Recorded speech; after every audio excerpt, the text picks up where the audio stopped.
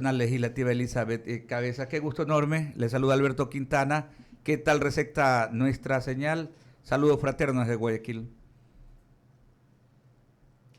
Sí, puede encender su micrófono, por favor, puede encender su micrófono. Muchas gracias. Un buen día. Muchísimas gracias, Alberto. Muy buenos días. Está nítida la señal, escucho perfectamente y aprovecho para saludarles y agradecerles por esta importante invitación. Y es un momento también ideal, ¿no?, para hablar sobre este tema como medio de comunicación de forma responsable. Estos días hemos estado abocados a este ejercicio periodístico, ir incluso antes de la presentación de las preguntas para la consulta popular, más o menos estábamos monitoreando el tema. Ahora ya se conoce el contenido y en primera instancia preguntarle justamente cómo recibe, cómo ve por un lado esta propuesta desde la esfera gubernamental, ¿no? Realizar esta consulta popular, tratar estos 8 ejes temáticos que precisamente ayer ya eran entregados en la Corte Constitucional. Bueno, creo que es una consulta que fue muy esperada por la ciudadanía. Lastimosamente, creo que el momento en el cual el Ejecutivo le está presentando no es el mejor para él en temas de aceptación de la ciudadanía. Vemos claramente que hay un 81% de ciudadanos que desaprueban la gestión del gobierno y por lo tanto esto de arranque es una desventaja para el gobierno nacional. Sin embargo, me parece que es importante que se hayan abordado fundamentalmente 3 temas, uno en el ámbito de la seguridad, otro en el ámbito del fortalecimiento de la democracia y otro en el ámbito ambiental, aunque podría parecer que quedan cortos los temas versus las demandas y las expectativas que tenía la ciudadanía. Dentro de esto hay unos temas que nosotros como Asamblea Nacional en el periodo anterior, durante mi presidencia y posteriormente a ello, se vino tratando ya ampliamente con la Comisión de Enmiendas, que ustedes recordarán. Y son 2 que coinciden con unos de los temas que están ya planteados, perdón, son 3. El tema de la autonomía de la Fiscalía, el otro que es el tema de la reducción de números de asambleístas y el otro que es el de restringir las facultades del Consejo de Participación Ciudadana de tal suerte de dejarle exclusivamente a esta función del Consejo de Participación con funciones dentro del ámbito de lo que es la lucha anticorrupción, el tema de transparencia, pero no permitirle la designación de autoridades y esto dejar para que lo haga la Asamblea. Entonces, aquí hay 3 temas que ya fueron bastante debatidos y creo que eso debería servir muchísimo de punto de partida para entender que ya hay algunas posiciones sobre esos puntos y que obviamente se pueden tomar ya como referencia, sobre todo para hacer ajustes y saber que no necesariamente todos estos temas fueron bien, yo diría bien avalados y fueron, de hecho, recuerde usted que la Asamblea no los aprobó, ninguno de ellos, porque hubo resistencias al interno. Entonces son temas que no van a pasar con facilidad. Y un tema que a mí me parece que puede ser también una amenaza para esta consulta es la coincidencia de fechas con el periodo electoral, un periodo en el que obviamente la gente va a estar muy distraída en lo que pasa en cada uno de sus territorios y por lo tanto el análisis y profundización sobre las preguntas puede resultar bastante vano e incluso los partidos de oposición harán una negativa generalizada y una campaña de oposición que puede tener un revés del Ejecutivo con todos estos argumentos. Ahora, tomemos como punto de referencia aquello, esa última parte, ¿no? El hecho del evento electoral para renovar los gobiernos seccionales. Por un lado, junto a lo otro que usted manifestaba, ¿no? Las condiciones por el nivel de aceptación que tiene el régimen, el gobierno del presidente Guillermo Lasso. ¿Se podría revertir aquello, esas 2 condiciones en una? ¿Se podrían revertir tal vez si se utiliza una buena estrategia, si tal vez se buscan mecanismos como para ciudadanizar la consulta? Esto al lado también pues de una buena campaña de difusión, de comunicación, tal vez se podría lograr o no. Todo es posible y podría lograrse, pero sí me parece que tiene muchos factores ya en contra desde el arranque. Mire que ayer que se enunciaron y se publicitaron las preguntas, la Fiscalía tuvo un pronunciamiento que deja entrever de que no estaría contento con la formulación de la pregunta en referencia a lo que es la autonomía que la Fiscalía ha planteado como necesaria para poder ser más ágil y más eficiente en su gestión y en su trabajo. Entonces, no sé si es que el Ejecutivo tuvo un diálogo previo con las instancias involucradas para poder plantear unas preguntas que hagan sentir cómodo a sus integrantes y a sus beneficiarios, entre comillas, ¿no es cierto? Y de tal suerte de ya no tener este tipo de contrapiés, porque de entrada una declaración ya en ese sentido de parte de la Fiscalía deja entrever una incomodidad de ellos y por lo tanto esto arrastra un malestar que podría ser traspasado a los ciudadanos y por lo tanto simplemente no sentirse ese apoyo. Entonces, sí se puede hacer, pero se puede hacer desde una campaña intensa, con una comunicación eficiente, que tampoco ha sido, yo diría, una virtud de este gobierno, y con una estrategia importante que permita penetrar o al menos hacerles que muchísimos de los candidatos locales puedan absorber y apropiarse de esta campaña y de estas preguntas como propias para impulsar un positivismo, pero yo creo que más bien se le está dando argumentos y armas a la oposición para hacer una campaña en contra del gobierno. Lastimosamente puede resultar así, y tirar al traste las preguntas que algunas de ellas pues obviamente son muy bien intencionadas y que buscan mejorar estos problemas como de la inseguridad que realmente ahora nos agobia a todos. Claro que sí. Sabes que hace un momento lo escuchábamos y reproducíamos lo que decía en el estudio de Coavisa el ministro de Gobierno Francisco Jiménez, ¿no? Él decía que sí habían hablado con el Ministerio Público, pues con la Fiscalía General para la preparación de la pregunta, pero es evidente que no ha ocurrido aquello porque si no, no se diera pues este tipo de situación. Ahora, en algún momento nosotros anotábamos algo, ¿no? De que había que buscar ese mecanismo, un tema de interés, sobre todo de quienes apuntan en algunos casos a ser reelectos como autoridades de los gobiernos municipales o quienes van pues buscando esa opción, ¿no? De llegar a ser alcaldes a partir del 2023, ¿no? Como para justamente conseguir esa adhesión. Pero eso no se dio, decíamos, algún tema, más allá de que, por supuesto que el tema de la seguridad, o los tres temas en sí, deberían de ser de interés de todos los ecuatorianos, porque ¿quién va a estar en contra pues del tema de la seguridad, del fortalecimiento de la democracia o de la defensa del medio ambiente? Pero siempre en esto también hay que buscar hasta como en el mercadeo de cualquier producto, ¿no? Algo que resulte atractivo, ¿no? Definitivamente creo que las preguntas también son unas preguntas bastante técnicas que han sido elaboradas y que en muchos de los casos usted también debe haber escuchado. Hay ya serios cuestionamientos de parte de constitucionalistas que ven con preocupación cuál va a ser la respuesta de parte de la Corte Constitucional, porque no todas estas van por el camino de las enmiendas y que algunos plantean que podrían ser más bien reformas constitucionales. Entonces, en ese sentido, hay ya un debate de cuestionamiento en el ámbito legal. Esto sumado a la parte política, que definitivamente no se puede abstraer de este debate, realmente son dos elementos que pueden generar complicaciones en el tema de la consulta y adicionalmente, pues lo que dijimos de partida, la poca aceptación que el gobierno tiene en este momento. Claro que Yo creo que lastimosamente esto sí va a pesar y por eso pues la estrategia del gobierno tiene que ser muy, muy clara y muy bien pensada para penetrar en todas las personas y una difusión correcta para obtener los votos favorables y un éxito en su consulta. Claro, más allá de que ya habíamos comentado acá, ¿no? Con todos los integrantes del panel, doctora, que definitivamente no se podía estar esperando pues unanimidad el momento en que se presenten pues las preguntas, porque aquí pues por un lado nos encanta ser contreras, pero por otro lado también hay cosas que no están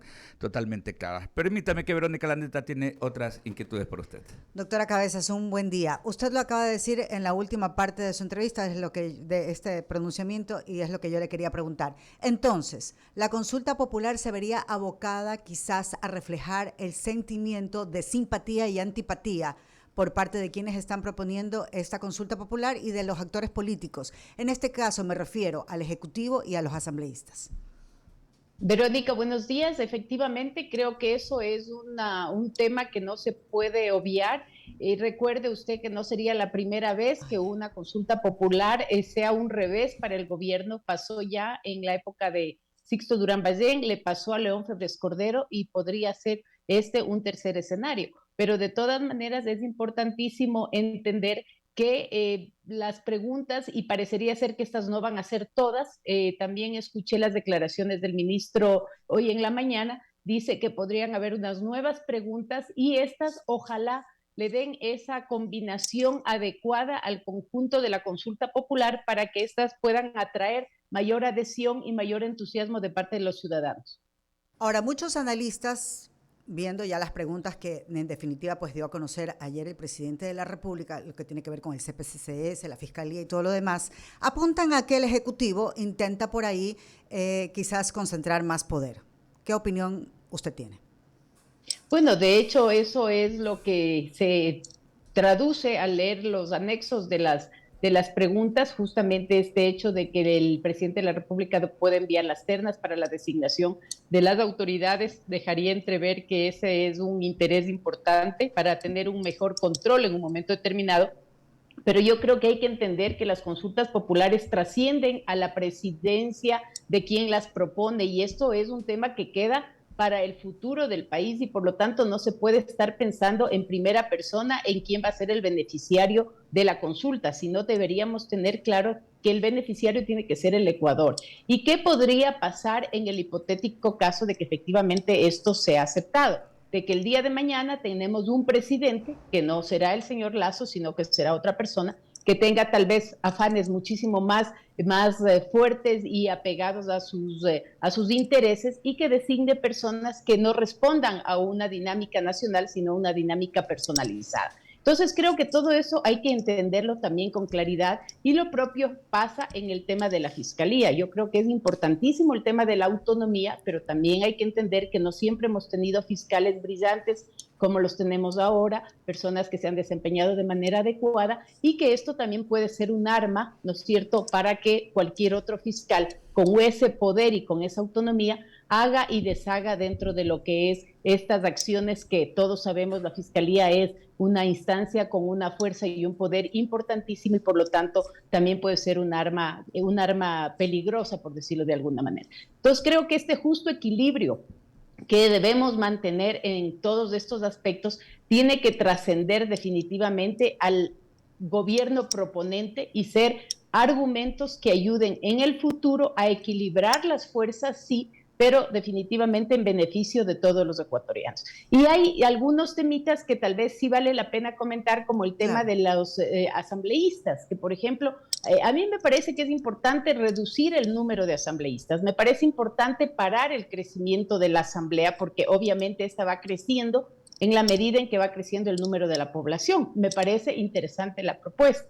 Pero debo comentarles y compartirles cuál fue el debate dentro de la Asamblea, y fue un debate bastante complejo, y de hecho no se aprobó todo eso, por cuanto las provincias pequeñas sentían que su representación se iba a ver limitada y que por lo tanto se iba a perjudicar en ese sentido la vocería y la representación de algunas provincias en este caso. Entonces creo que esos argumentos sí deben servir ya como base y como elementos para entender de que hay una visión que no va a apoyar esas iniciativas, y obviamente esas voces se van a hacer sentir en sus territorios, como para ir a una negativa en ese tema de las preguntas. Esos temas son los que a mí me hacen pensar que podrían haber estos reveses si es que no se plantean con claridad, o al menos se plantean de manera muchísimo más amplia estas discusiones en el seno de toda la ciudadanía del país.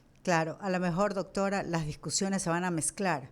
Estamos a las puertas de un proceso de elecciones seccionales, entonces lo que vamos a ver es, en todo caso, pues definitivamente la réplica política de cada organización que se ve afectada con el tema de la consulta popular o de estos planteamientos que se están realizando. Le doy la posta. Sí, yo creo que sí.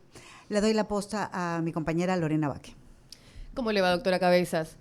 ¿Cuál es su lectura al respecto? ¿Realmente esta consulta popular busca resolver los problemas políticos o los problemas políticos del gobierno, o lo que busca resolver realmente los problemas del país, según las preguntas que están planteadas hasta el momento?